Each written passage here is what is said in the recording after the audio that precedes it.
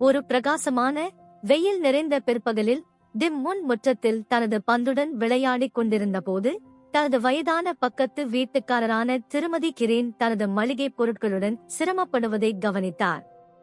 அவள் தனது வீட்டுக்கு 2 கனமான பைகளை எடுத்துச் செல்ல முயன்றாள். அவளுடைய கைகள் எடையின் கீழ் நடுங்கின.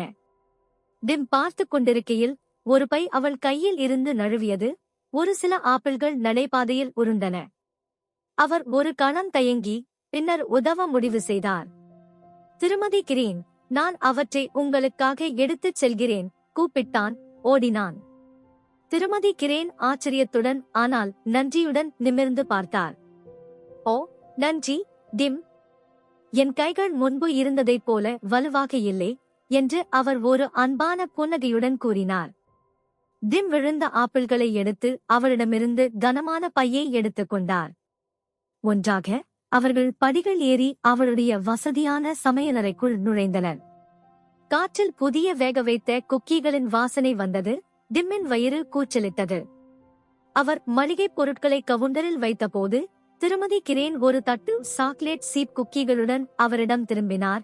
உங்கள் கருணைக்கு ஒரு சிறிய நன்றி என்று அவள் கண்கள் மின்னின. டிம் ஒரு குக்கியில் கடித்தபோது சிரித்தார். திருமதி கிரீனுக்கு உதவுவது நன்றாக இருந்தது, ஆனால் அவரது நன்றியும் சுவையான விருந்தும் அதை இன்னும் சிறப்பாகச் செய்தன.